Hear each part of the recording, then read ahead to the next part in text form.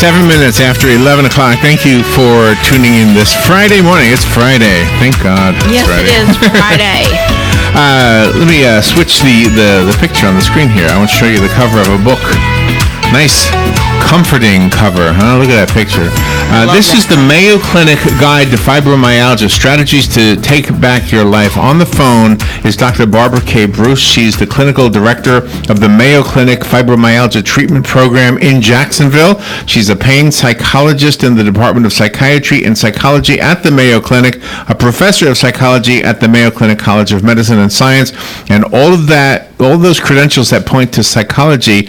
Definitely, I have some questions about this because I can remember when we first started talking about fibromyalgia 17 years ago, at least from me. I'm not saying the science community, I'm saying us on this radio show. It seems like the guests were never really clear about what it was, and now I think they have a better grip on what it is. So let's find out, and also how you can get the book, The Mayo Clinic Guide to Fibromyalgia. Dr. Bruce, good morning. It's an honor to have you on the show. Thank you so much for having me. Are you in Jacksonville right now? I am. Well, thank you for taking time to speak to us today.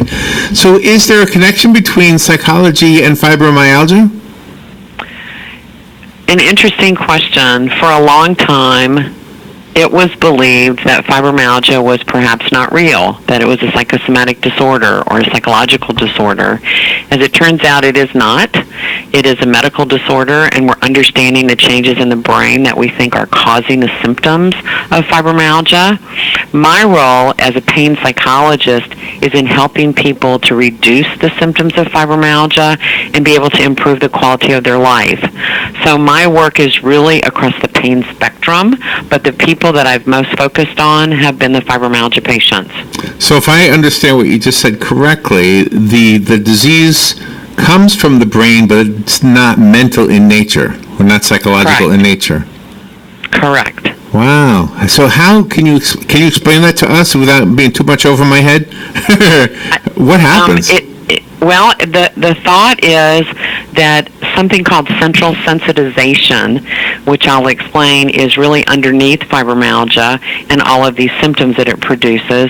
And what it really is there are changes in the central nervous system, and in particular in the sensory system, that is actually underneath and causing both the chronic pain, the chronic fatigue, the exhaustion, sleep disorder that's associated with fibromyalgia.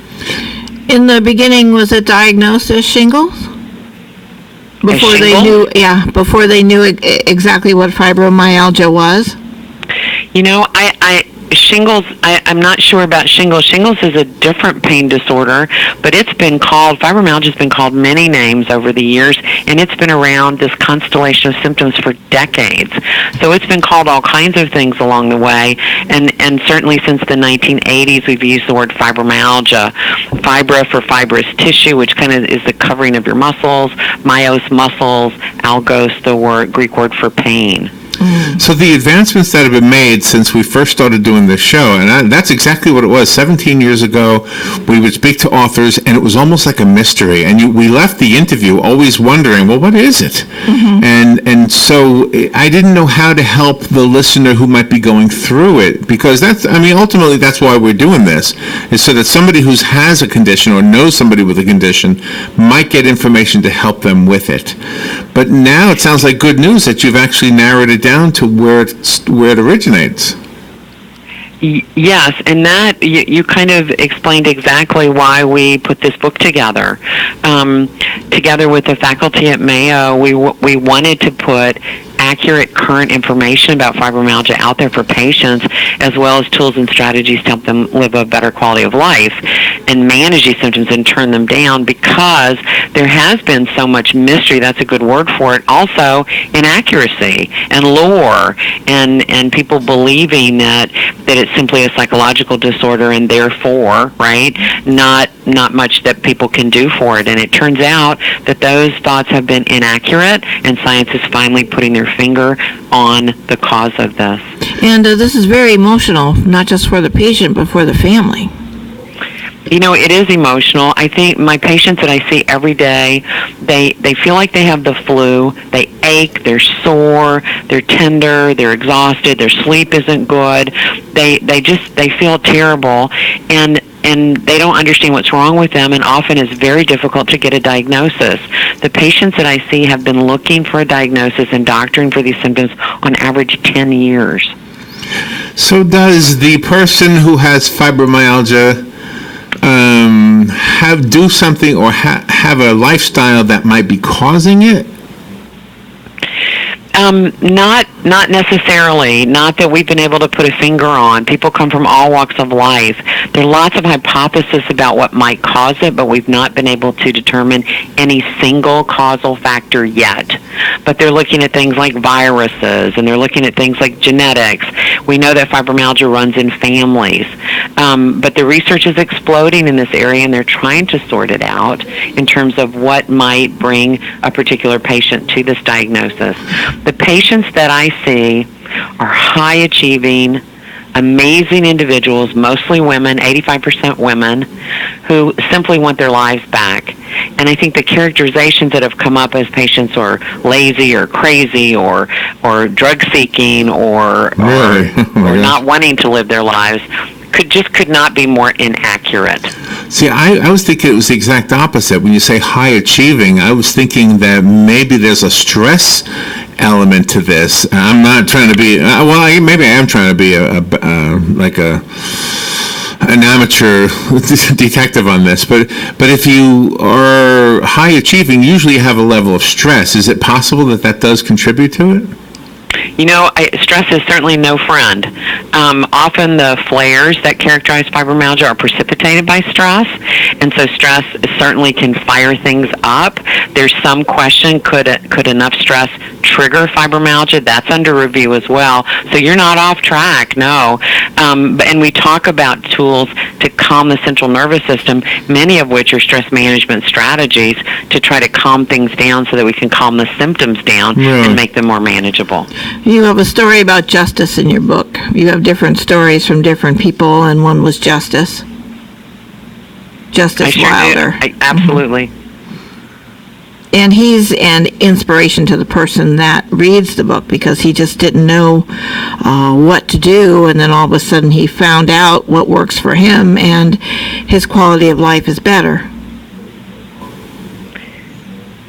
He was and is a delightful young man. He's not our typical fibromyalgia patient, because our typical patient is a middle-aged woman.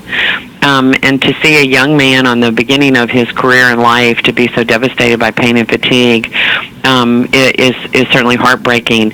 But he was also such an inspiration because of his willingness to do everything and anything to get his life back, and was able to get back to work and get back to his life in terms of his social activities and friends and such.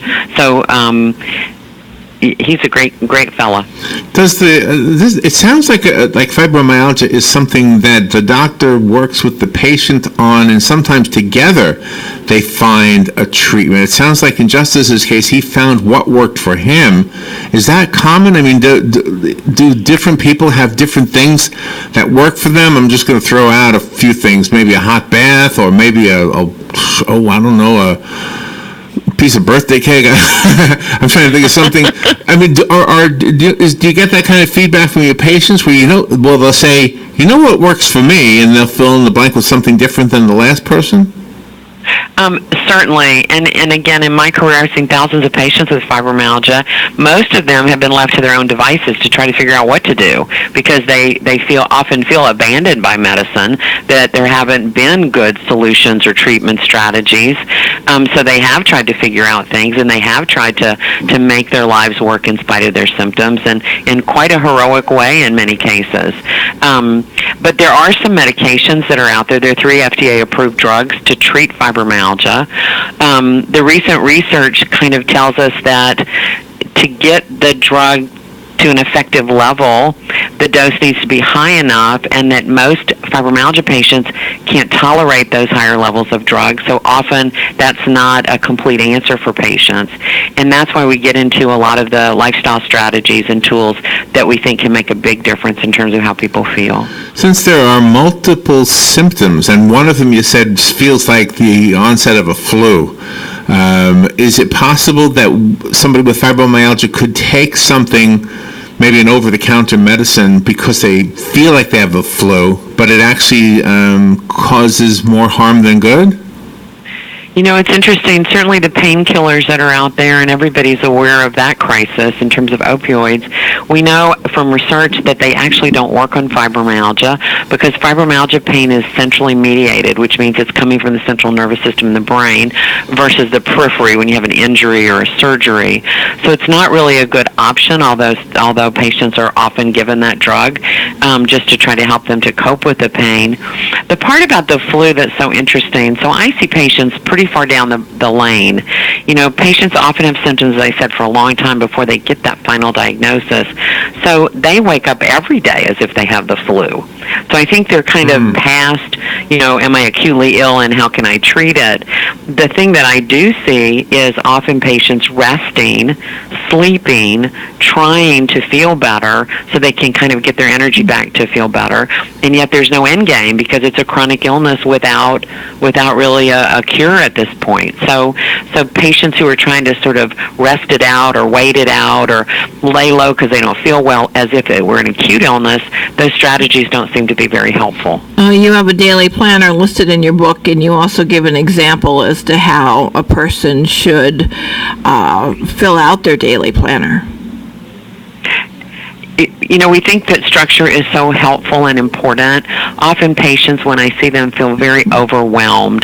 They have a lot of symptoms. They don't feel well. They've seen a lot of doctors, a lot of tests that come back negative, and they're just not sure what to do. And they've often given up friendships and social activities and things that they enjoy in terms of hobbies because they don't feel good. They're trying to save their energy for their family or their work. When I see patients, by the time work is affected, usually they're very isolated and often a lot of areas of their lives are not working very well. So that planner can start to help people to structure their day so they can begin to sort of systematically, step by step, get back to their lives. Does it ever go away just on its own? Like maybe does aging? I know it's kind of crazy. I'm done because I got it old enough. But I used to have these crazy bad headaches, and knock on wood, I don't get them anymore. And I thought, well, maybe I just outgrew them. Does that ever happen? You know, not that I've seen the natural course of this disorder, because as I said before, we've followed this constellation of symptoms that we now call fibromyalgia for decades. We know what the natural course of the disease is, and that is that it would likely wax and wane over the course of your lifetime, and hopefully you die in old age of something else. Mm-hmm. So it's not a terminal illness, but we don't have a lot of evidence that it will go away or with age. My youngest patient was probably 12. My oldest patient, 91. So it's and our goal in the book, as you'll see in the strategies and tools and plan, is to decrease the number of flares and to decrease their intensity. We just don't have a cure yet. You say in the book that it's related, it exists alongside with depression. You know, I see depression in my patients, and often they are just so discouraged because of their inability to sort of make this go away. You know, they've waited to feel better. They've been waiting for something to fix what's wrong or to find out what's wrong. Often the differential diagnosis for fibromyalgia are very frightening, things like MS and ALS and other neurologic disorders that are very scary. And then they go through all of those tests and they come out with really not a lot of answers. So often patients are discouraged. What's interesting is that in my classes, upwards to 80% of my patients endorse symptoms of depression. But if you ask them, that's not how they necessarily feel. They feel focused and worried about their physical symptoms and want some answers. And they'll say to me, if I could feel better, I can manage my mood. But I say, if I see patients with depression, I want to treat both, because we've got good treatment for depression. And if we can kind of get that one under control, the patient has more energy to work on the fibromyalgia side.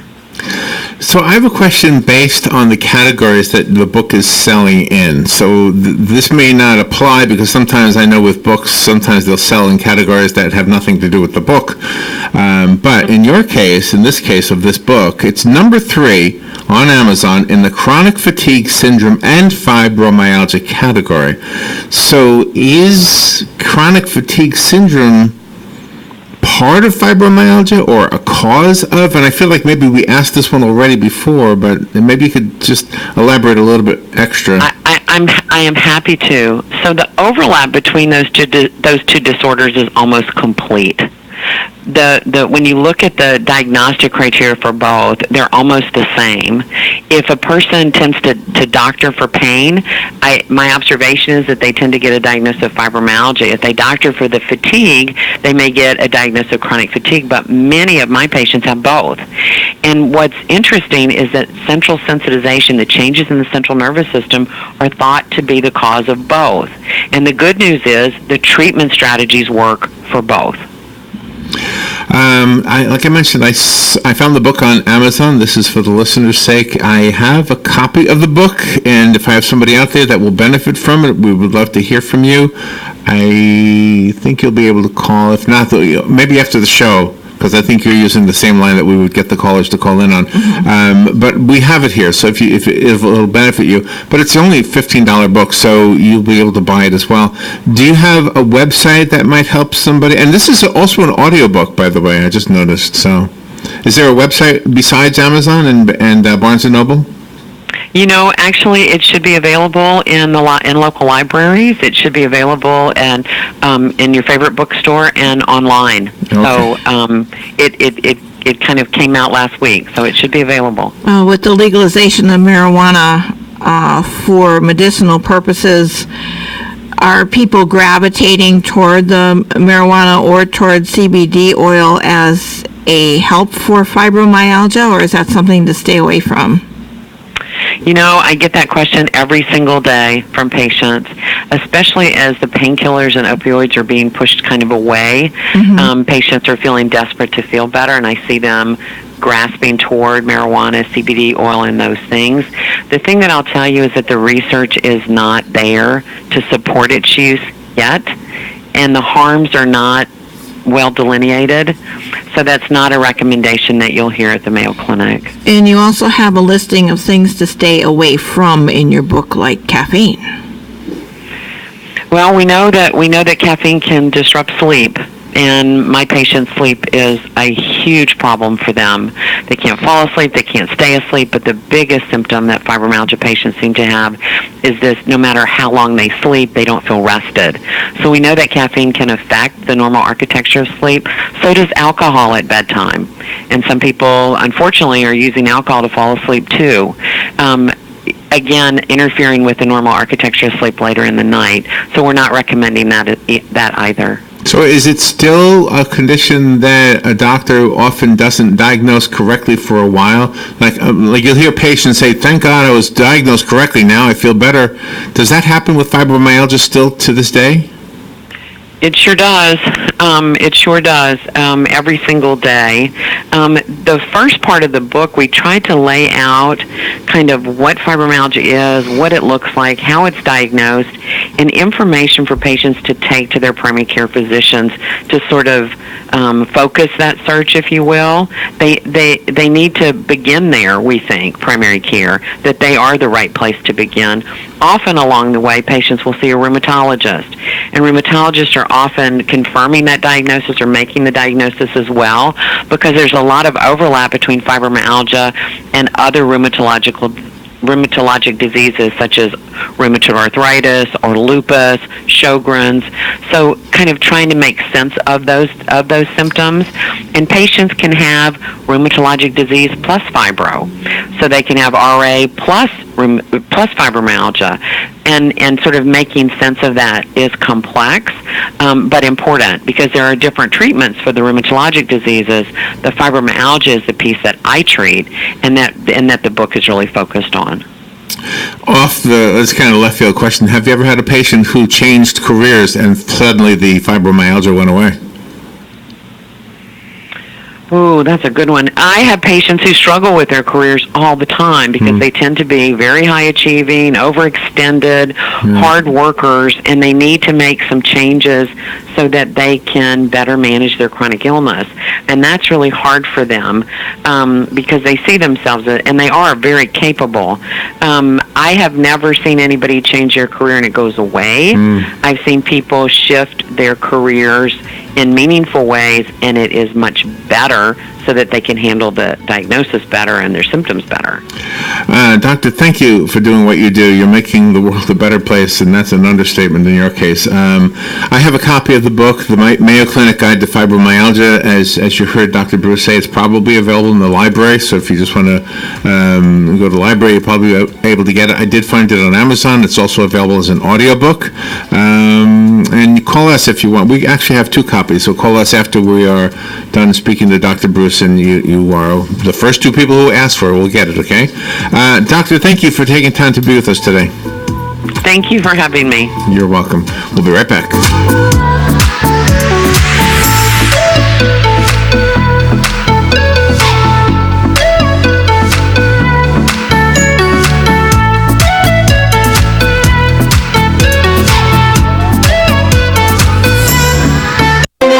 Folks, here's a sale that doesn't happen very often. It's an absolutely low-price sale on Ocala's best citrus trees, only at Bob Wine's Camellia Gardens, with prices starting at a low $59.